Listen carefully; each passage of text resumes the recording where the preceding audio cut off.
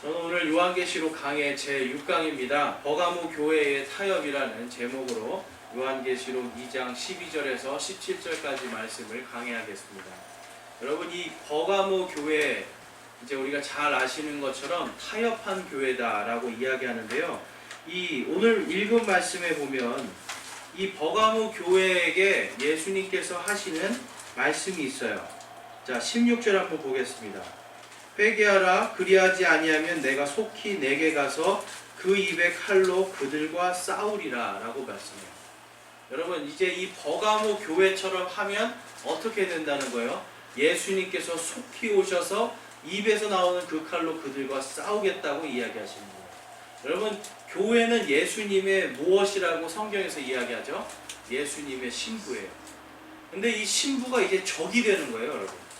그러니까 예수 그리스도의 신부의 아주 순결하고 아름다운 교회가 지금 무언가 잘못된 것 때문에, 특별히 읽어본 것은 이 발람의 교리와 니골라당의 행위라고 하는 요 두 가지 때문에 이것을 회개하지 않으면 예수님께서 속히 가서 내 입에 칼로 그들과 싸우리라 라고 말씀해요.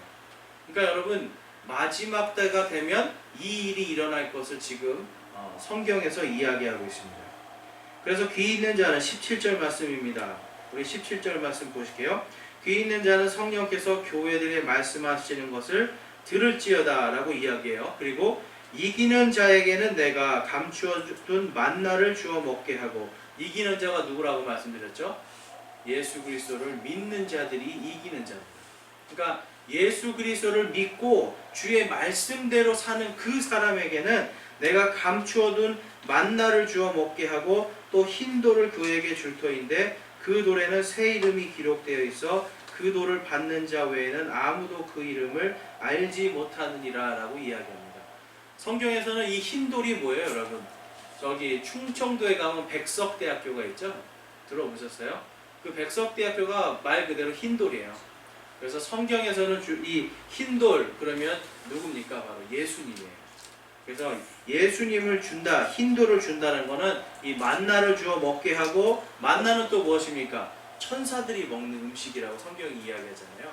그러니까 이기는 자, 바로 믿는 자에게는 바로 이 버가모 교회 시대와 같은 이러한 현상이 있을 때 무슨 일이 일어날 걸 말씀하는 거예요. 그만큼 믿고 구원받을 자가 얼마 없다라는 소리예요. 그러니까 믿고 구원받기 위해서 깨어있고 회개하지 아니하면 주께서 이 만나를 주어서 먹게 하고 흰돌을 주고, 바로 이것을 받지 못하면 어떻게 되는 거예요, 여러분? 구원받지 못했다라는 소리가 되는 거예요. 그러니까 주님의 자녀로서 나는 교회를 다닙니다, 나는 예수님을 믿는다라고 이야기는 하지만 주님의 자녀가 못 되는 일이 생길 수 있다라는 거예요. 그래서 여러분, 이 버가모 교회, 이 타협이라고 하는 이 단어로서 이 교회를 지칭하는데요. 이 버가모 교회에 대해서 우리가 자세하게 알아보면 이 시대에 이제 앞으로 우리가 정말 교회는 다니지만 구원받지 못하는 일이 발생하는 것의 시초에 대해서 보여주고 계세요. 그리고 이러한 일들이 이제 앞으로 발생하게 되면 어떤 일이 온다? 바로 예수님께서 오실 날이, 그것도 속히 오셔서 예수님의 입에서 나오는 칼로 심판하는 그 일이 있을 거다를 지금 오늘 보여주고 있습니다. 거기 있는 이제 지도를 한번 보실게요. 지도를 보시면 이제 우리 지난주까지 에베소 배웠죠. 그리고 에베소, 서머나, 그리고 맨 위로 가면 버가모라는 도시가 있습니다.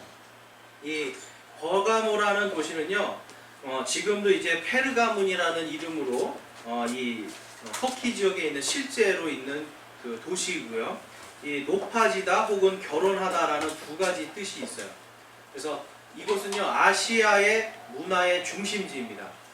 그래서 예전에 여러분, 전 세계에서 이 당시에 이 그리스 제국 시대에 전 세계에서 제일 큰 도서관이 어디 있었을까요? 전 세계에서 제일 큰 도서관이 있는 데가 이집트의 알렉산드리아에 있어요. 그리고 두 번째로 큰 도서관이 있는 도시가 바로 이 버가모입니다. 그러니까 이 버가모라는 도시는 그리스 문명에 아주 꽃을 피웠던 그런 곳이에요.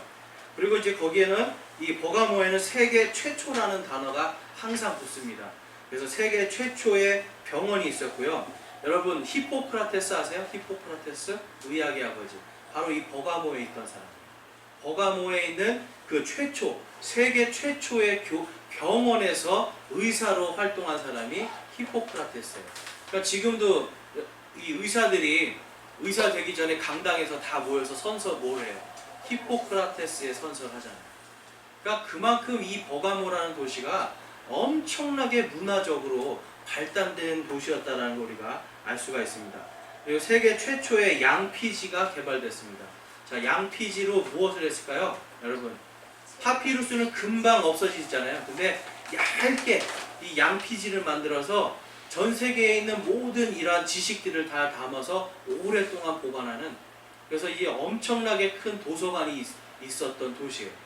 제가 이제 보니까 약 25만 권 있었대요, 책이. 그러니까 여러분 엄청난 양이죠. 25만 권의 책이. 그 당시에 무슨 책이 그렇게 많았을까 싶어요. 아무튼 25만 권의 엄청난 책이 있었다. 그리고 세계 최초의 노동조합이 있었습니다, 여러분. 그러니까 벌써 우리나라는 노조 생긴 지 100년도 안 됐어요. 그렇죠? 근데 벌써 이 당시에 벌써 2000년 전에 노동조합이 있을 정도로 아주 이 민주주의가 발달됐던 것이고, 그리고 세계 최초로 3단계 시스템으로 교육이 됐습니다. 초등학교, 중학교, 고등학교. 여러분 이제 요즘에서야 우리가 고등학교 다음에 대학을 가지만 옛날에는 고등교육 그러면 어디가 고등교육 끝이었어요? 고등학교잖아요. 그렇죠? 그러니까 당시에는 이곳은 이렇게 철학과 모든 지식이 아주 뛰어난 도시였습니다. 그리고 세계 최대의 경사지 야외 극장을 건설한 것으로도 유명합니다. 여러분 이게 뭔가 싶으시겠지만 엄청난 건축 기술이 있었다는 거예요. 자, 여러분 이처럼 세계 최대의 이러한 도서관, 세계 최대의 어떤 이러한 그 가장 잘 발달되어 있는 교육 시스템, 철학이 발달되어 있고 과학이 발달되어 있어요. 여러분 과학의 시작이 뭔지 아세요? 수학과 과학의 시작, 철학이에요. 그래서 수학자든 과학자든 마지막에 받는 최종 학위가 뭐예요, 여러분? 철학 박사예요. 그러니까 철학 속에서 과학이 나오고 철학 속에서 수학이 나오는 거예요. 그래서 이 당시에는 철학이 엄청나게 발달되어 있던 곳이 버가모입니다. 자, 그러면 이곳에서 여러분 예수님을 전하는 게 쉬웠을까요? 어려웠을까요? 굉장히 어려운 거예요. 지금 시대도 여러분 학생들 학교에 가서 진화론, 이 당시에 여러분 벌써 진화론이 있었어요. 우리는 이 찰스 다윈이라는 사람이 진화론을 만들었다고 생각하는데 옛날에 이미 히포크라테스 이전 사람들이 벌써 철학적으로 진화론을 다 만들어냈어요. 이미 다 알고 있었어요, 이 사람들은. 진화론이라고 하는 어떤 학문 체계를 알고 있었다는 거예요. 왜냐? 이들은 하나님을 모르기 때문에, 성경을 모르기 때문에 자신이 상상하는 모든 것 속에서 그러한 악한 것을 만들 수 있었습니다. 그만큼 발달된 문명 속에서는 예수님이 전해지지가 않아요. 오늘날 여러분 우리 어떻습니까? 예수님 전하기가 쉬우세요? 요즘 여러분 예수님 없이도 살 수 있는 시대가 얼마든지 됐잖아요. 그렇죠? 아프면 다 병원에서 해주죠. 지식도 어때요? 옛날에는 글자를 모르는 사람이 많았는데 우리나라 세계 진짜 엄청나게 낮은 문맹률을 갖고 있잖아요. 다 글을 읽고 쓸 줄 알잖아요. 그러니까 엄청난 지식이 지금 막 증가하니까 예수님을 믿기가 힘들어져요. 점점점. 그래서 여러분 당시에 이 버가모라는 곳도 그런 곳이었습니다. 그런데 그곳에서 우리 성도들이 꿋꿋하게 정말 믿음으로 순교하면서 있었던 곳이에요. 자, 사진을 보시면 이게 이 절벽, 80도로 깎아지는 절벽에 만든 원형 극장입니다.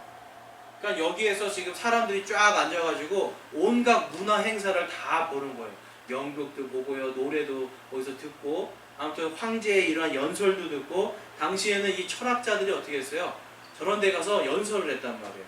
연설하면서 자기의 사상을 전하고 이러한 일들을 했습니다.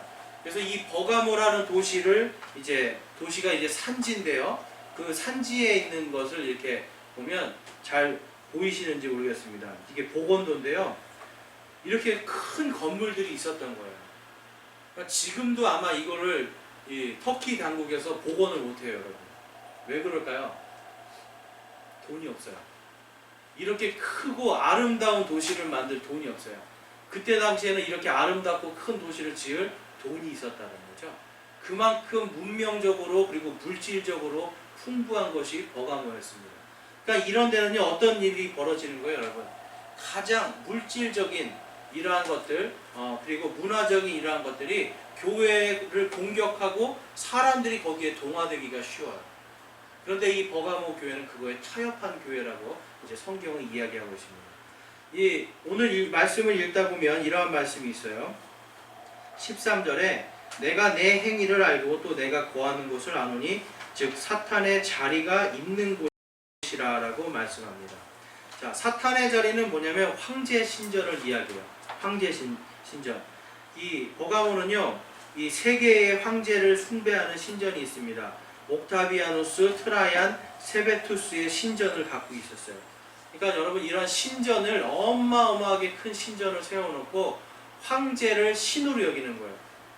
여러분, 우리나라는 어때요? 우리 조선시대에 조선시대 가면 여러분 지금도 종로에 가면 뭐가 있어요? 종묘가 있잖아요. 종묘가 뭐 하는 거예요, 여러분?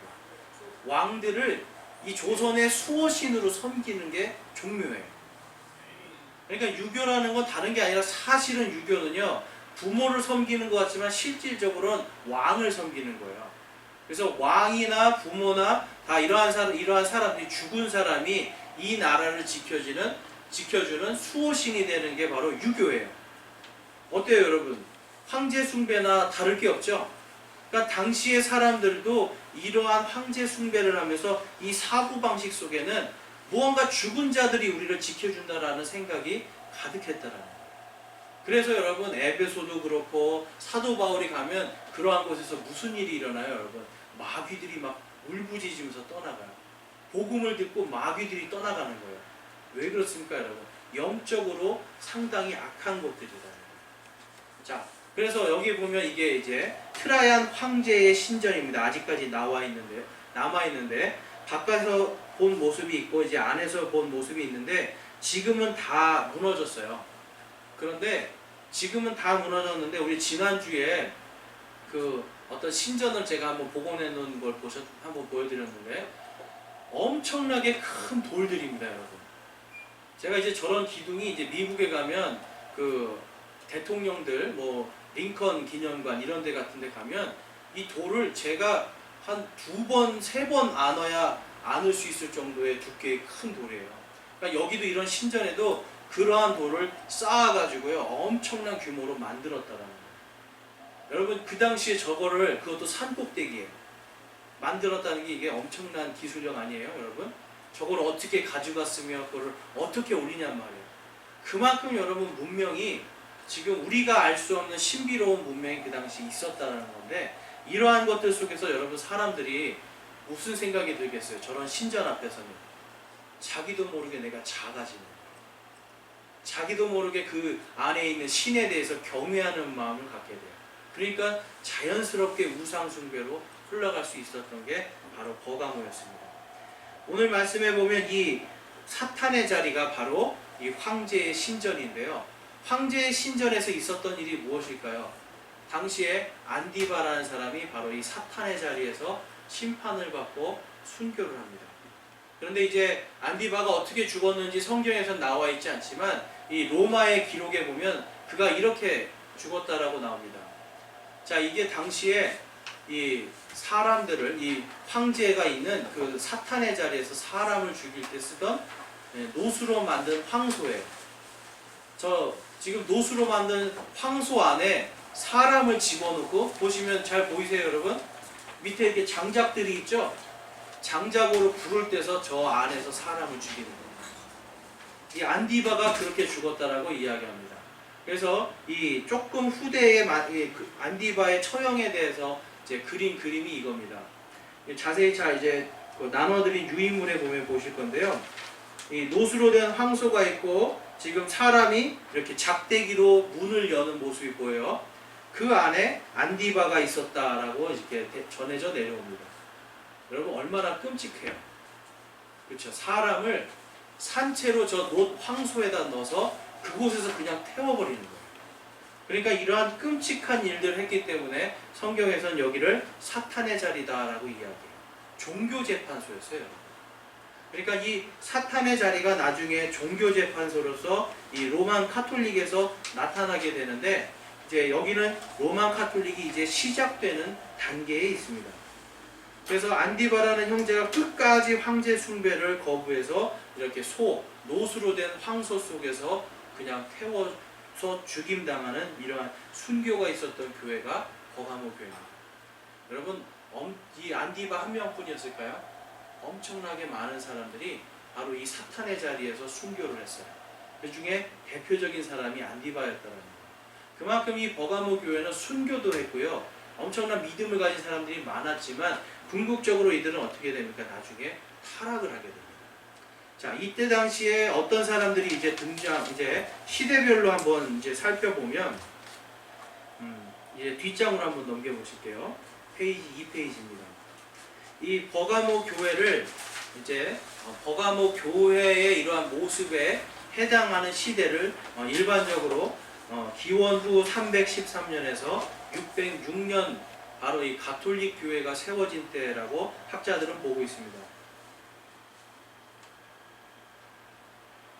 이제 오랜만에 나오신 분들도 있어서 다시 한번 설명하지만, 이 일곱 교회에 대해서 예수님이 뭐라고 했어요? 내가 신비를 알려주겠다라고 이야기하잖아요. 그러니까 이 신비는 당시에 있었던 일과 그 다음에 앞으로 있을 일들, 그리고 다시 오시는 예수님이 오실 때 일어난 일들, 이것이 지금 다 종합되어 있는 것이라고 보시면 돼요. 그래서 이 일곱 교회를 제가 시대별로 나누어서 지금 설명을 하고 있는 거예요. 그 중에서 이제 오늘은 특별히 버가모 교회 시대를 제가 말씀드리는데요. 이 버가모 교회 시대에는요, 이 교회가 세상과 타협을 합니다. 근데 세상에 무엇과 타협을 해요? 정치와 권력에 타협을 하는 거예요. 그래서 교회가 정치와 권력의 이 하수인이 돼서 자신들이 거기서 부와 명예를 누리게 되는 것이 바로 버가모 교회 시대입니다. 이때 이제 구약의 제사장 제도도 부활하게 되고요.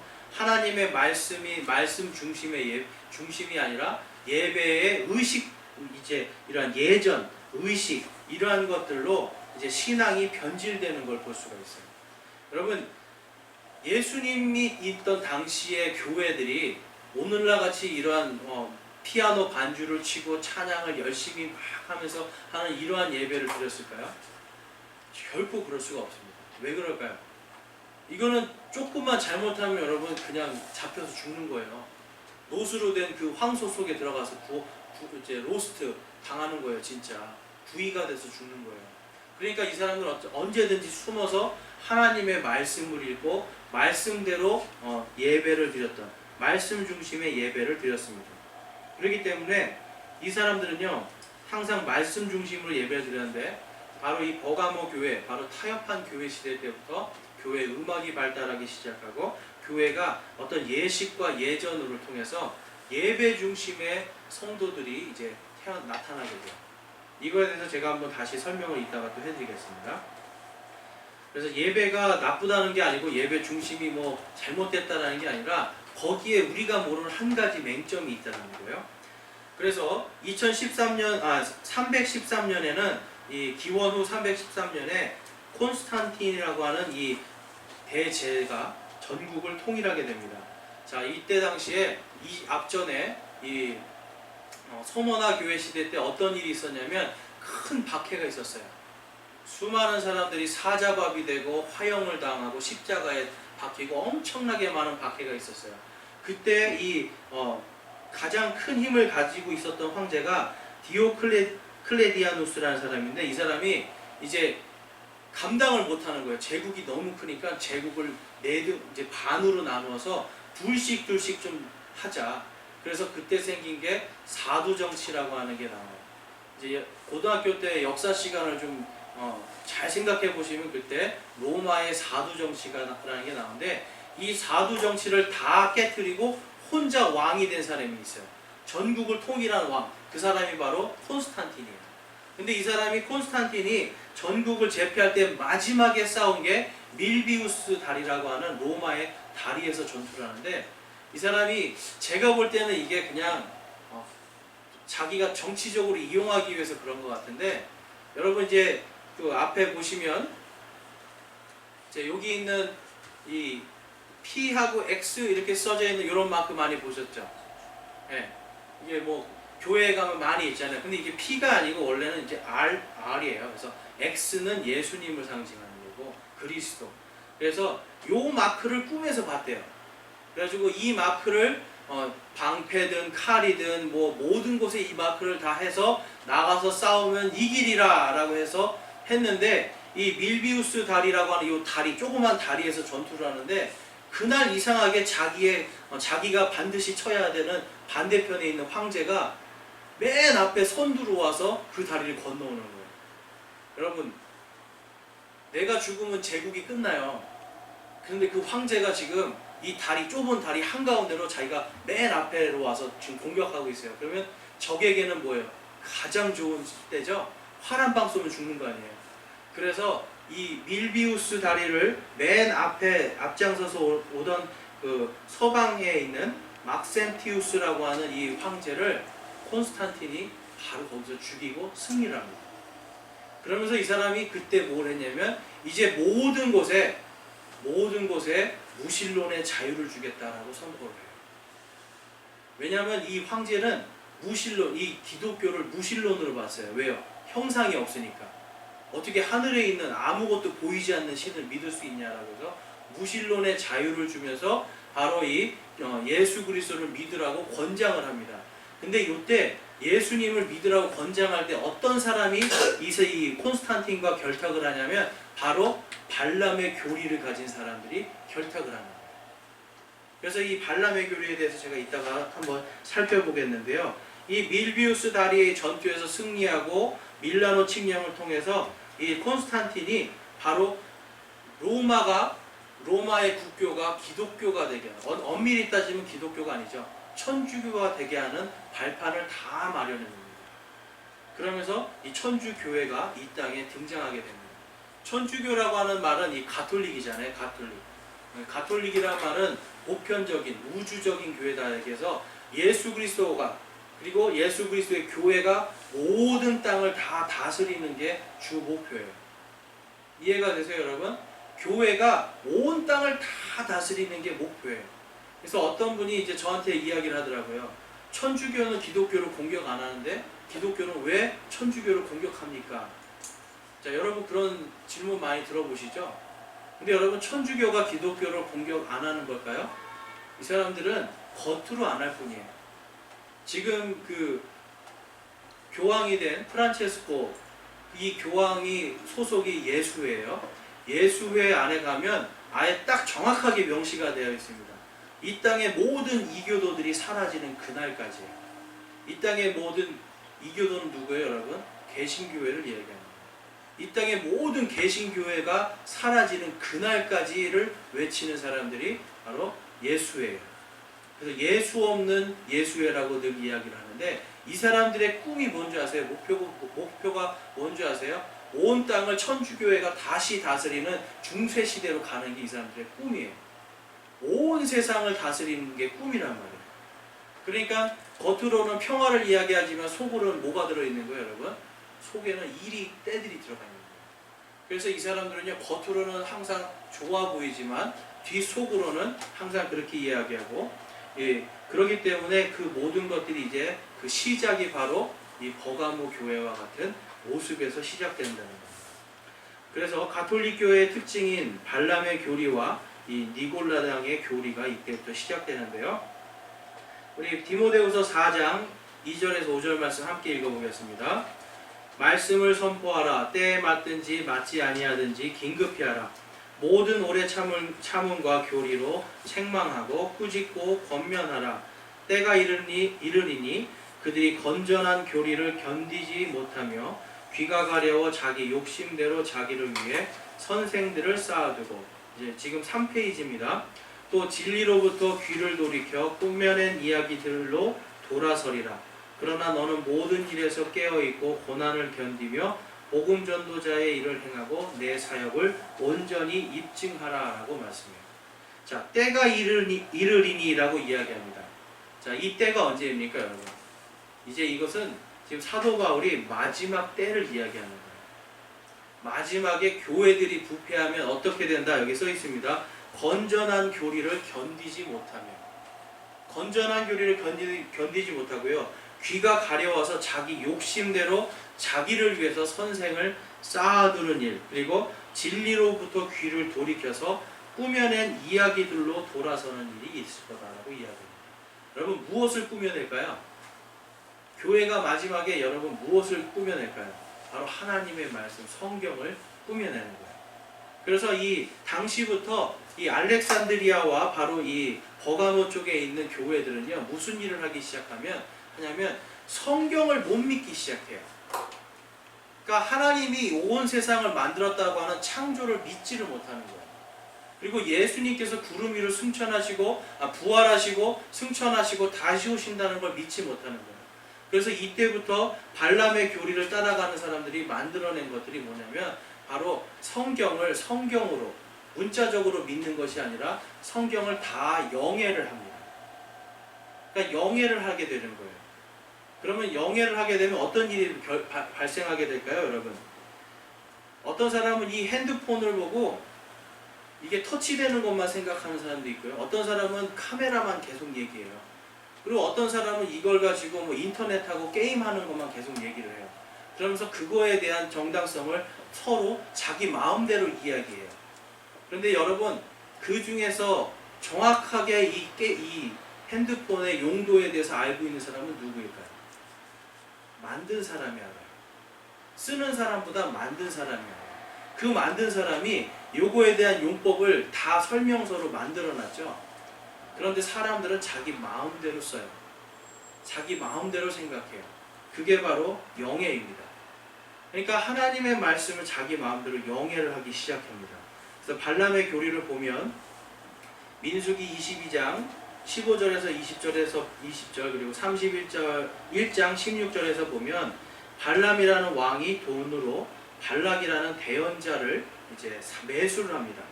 그래서 왕이 원하는 대로 하나님의 말씀인 것처럼 이 이스라엘을 저주하게 만들어요. 이게 바로 발람의 교리예요. 그러니까 쉽게 말해서 뭡니까, 여러분? 정부나 어떤 국가 권력이 원하는 대로 거기에 나팔수가 돼서 말하는 교회, 이것이 바로 이 발람의 교리예요. 그래서 여러분, 당시의 사람들이 기독교가 로마를 이겼는지 로마가 기독교를 이겼는지를 서로 이야기를 하는데, 요즘에 와서는 뭐라고 이야기할까요? 처음에는 기독교가 로마를 이겼다고 그랬어요. 그런데 요즘에는 로마가 기독교를 이겼다고 해요. 왜 그럴까요? 바로 이 발람의 교리, 바로 이 황제의 명령에 따라서 교회들이 정치 권력과 이 황제를 위해서 순종하고 그들을 위해서 일했던 것들 때문에 기독교가 완전히 무너져 버린 일이 바로 이 313년 이후에 시작이 되는 겁니다. 자, 여기서 보면 그래서 국가교회가 나오기 시작하고요. 교회가 이제 이방인 종교들, 특히 마니교라고 하는 것과 이제 그 태양신을 섬기는 종교예요. 거기와 결탁이 되면서 거기에서 나오는 사제들의 호칭들을 이제 쓰기 시작합니다. 제일 많이 하는 게 뭐예요, 여러분? 신부. 영어로는 father입니다. 당시에 이교도들이 있잖아요. 이교도들이 이 자신들의 제사장을 아버지라고 불렀어요. 그래서 마태복음 23장 9절 말씀 한번 우리 한 목소리를 읽어보겠습니다. 마태복음 23장 9절 말씀입니다. 땅에 있는 자를 너희 아버지라 부르지 말라. 너희 아버지는 한 분 곧 하늘에 계신 분이시니라. 이거 누가 말씀하시는 거예요? 예수님이 말씀하시는 거예요. 그럼 이게 진짜 우리 아버지를 이야기하는 걸까요? 나를 낳아준 아버지? 그게 아니에요. 당시에 이 땅에서 이 이교도들의 이러한 영향들 때문에 이 유대교 안에서도 종교 지도자들을 아버지라고 부르는 이러한 문화가 생겨버린 거예요. 그래서 예수님이 땅에 있는 자들에게 너희 아버지라고 부르지 말라라고 이야기하는 거예요. 뭐냐면 이교도같이 행하지 말라라고 이야기해요. 오직 우리 아버지는 누구시라고요? 하나님밖에 없는 거예요. 근데 이거를 지금 가톨릭에서는 그대로 갖고 왔죠. 그래서 뭐라고 불러요? 신부. 그래서 신부 앞에 가서 고해성사를 하고 자기 죄를 용서해달라면 누가 용서해줘요? 신부가. 그 다음에 교황은 여러분, 우리는 교황이라고 그러는데 영어로는 뭐라고 할까요? pop입니다. pop. 뽀빠이 들어보셨죠? 뽀빠이 여러분. 영어로 하면 포페이예요. 포페이. 결국은 이게 아빠라는 뜻이에요. 아빠. 그래서 pop은 아버지라는 뜻이에요. 그러니까 신부들도 아버지, pop도 교황도 아버지. 그러니까 뭐예요? 이들이 하나님의 아버지의 위치로 가는 거예요. 그래서 당시에 이러한 이교도적인 풍습을 예수님이 하지 말아라 라고 이야기하는데, 그것을 타협해서 받아들인 교회가 바로 이 버가모 교회의 시대에 일어난 일이었습니다. 그래서 거기에 보시면 이제 베드로후서 2장 1절 말씀에 보면, 그러나 백성 가운데 거짓 대언자들이 있었던 것 같이 너희 가운데도 거짓 교사들이 있으리니, 여기 지금 미래형으로 말씀하고 있는 거예요. 그들은 정죄받을 이단 교리들을 몰래 들여와 심지어 자기들을 사신 주를 부인하기까지 하고 자기들 위해 신속한 파멸을 가져오리라 라고 말합니다. 마지막 때가 되면 여러분 진리에서 벗어나잖아요. 그러면 거짓 교사들이 들어와서 이 안에서 주를 부인하기까지 만들어 버린다는 거예요. 그러니까 지금 벌써 그 일이 시작되고 있죠. 로마 가톨릭 교회는 지금 벌써 주교들이 선포를 하잖아요. 예수님 안 오신다고. 예수님 안 오신다고 왜 선포할까요? 이 교회가 여러분 이 지구를 다스리는 것만으로 충분하다는 거예요. 예수님이 육신으로 부활하지 않았다라고 가르치잖아요. 그리고 우리 성도들도 육신으로 부활하지 않는다라고 가르쳐요. 왜 그럴까요, 여러분? 교회가 있기 때문에 굳이 우리 자신이 교회라고 제가 말씀드렸죠. 성도들, 이러한 일반 평신도들이 굳이 부활할 필요가 없는 거예요. 그래서 이 사람들은 지금 계속해서 그러한 것들을 가르치는데, 베드로가 벌써 이것을 예언을 한 겁니다. 거짓 대언자들이 있었던 것 같이 거짓 교사들도 있을 것이다.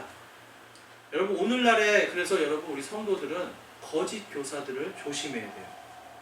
자, 그 다음에 유다서 1장 11절 말씀입니다. 우리 한번 같이 읽어보겠습니다. 그들에게 화가 있을지어다. 그들이 가인의 길로 갔으며 대가를 바라고 발람의 잘못을 따라 탐욕을 내며 달려갔고 고라의 반역 가운데서 멸망하였도다. 아멘. 여러분 가인이 한 길이 뭐예요? 사람을 죽이는 길이었죠. 중세 1000년 동안 무슨 일이 있었어요? 사람을 죽이는 암흑시대였어요. 그리고 발람의 길로 갔죠. 그들은 여러분 왕과 이러한 돈이 있는 자들과 결탁하여서 그들의 입맛에 맞는 그러한 새로운 기독교를 만들어냅니다. 그리고 또한 이들은 이 고라의 반역, 바로 이 고라가 누구에게 반역했어요? 모세에게 반역한 거예요. 즉 하나님의 말씀에 반역하는 거예요. 하나님의 말씀에 예수님 오신다고 그랬는데 지금 벌써 안 오신다고 그러잖아요. 그렇죠? 벌써 이러한 말들은 여러분 뭐냐면 하나님의 말씀 지금 정면으로 대적하고 있거든요. 바로 이 버가모 교회에 있었던 발람의 교리입니다. 우리 14절 말씀, 요한계시록 2장 14절 말씀입니다. 그러나 내가 너를 책망할 것이 몇 가지 있나니 이는 거기에 발람의 교리를 붙잡는 자들이 내게 있기 때문이로다. 발람이 발락을 가르쳐 이스라엘 자손 앞에 걸림돌을 놓아 우상들에게 희생물로 바친 것을 먹게 하고 또 음행하게 하였느니라. 여러분 교회가 마지막 때에 이 일을 한다는 거예요. 교회가 여러분 거짓 교사들이 들어와서 진리에서 떠나가게 만들고 성도들이 우상 숭배인데도 우상 숭배인지 모르게 만들어서 결국은 우리가 하나님 앞에 예수 그리스도의 신부인데 다른 신랑을 쫓아가니까 뭐예요? 음행이라는 거예요. 예수 그리스도의 신부들은 예수님을 따라가야 되는데 그렇지 못했기 때문에 음행하게 만든 바로 그 발람의 교리를 붙잡는 자들이 있었던 게 바로 이 버가모 교회였습니다. 그래서 여러분 이 기독교는요 버가모 교회 시대로 가면서 완전히 쇠퇴하게 됩니다. 온 세상을 다스린다고는 하는데 교회는 깜깜한 어둠 속으로 들어갑니다. 이제 4페이지로 맨 뒷장으로 넘어가실게요. 종교개혁 때요 여러분 이 르네상스 시대 이후에도 계속해서 이 천주교회는 스페인, 포르투갈, 프랑스 등을 이용해서 식민지 정책을 펴면서 여러분 인도네시아 친구가 있거든요. 저한테 그분에게 물어봤어요. 인도네시아에서 기독교를 믿는 건 어떤 의미냐? 그랬더니 이거는 식민지, 그러니까 정복자들의 종교이다라고 이야기해요. 그러니까 예수님을 전해도 이런 거예요.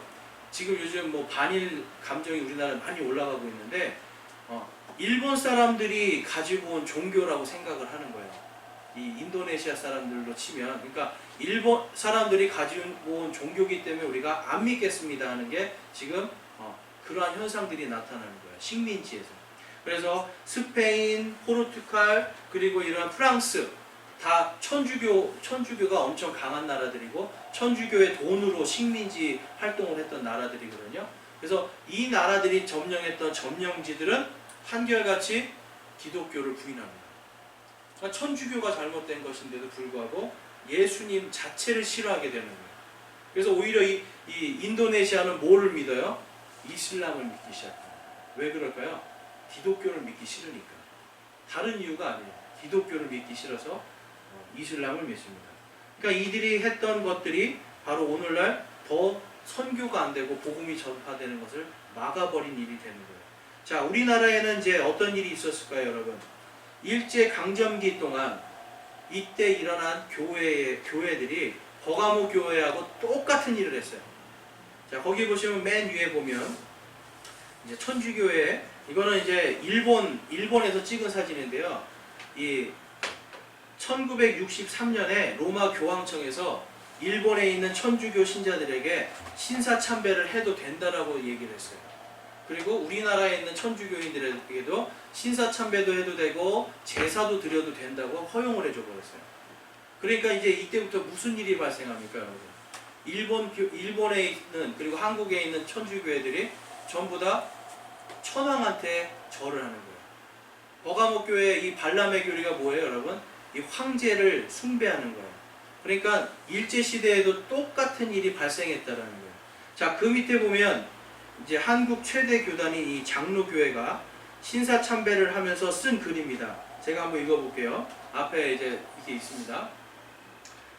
등은 이거 자기들을 얘기하는 거예요. 우리들은 신사는 종교가 아니요 기독교의 교리에 위반되지 않는 본의를 이해하고 본래 의도를 이 뜻을 이해하고 신사참배가 애국적 국가의식임을 자각하며 이에 신사참배 솔선 장려하고 추희 국민정신 총동원에 참가하여 비상시국하에서 총후 황국 시민으로서 작성을 다하기로 기합니다.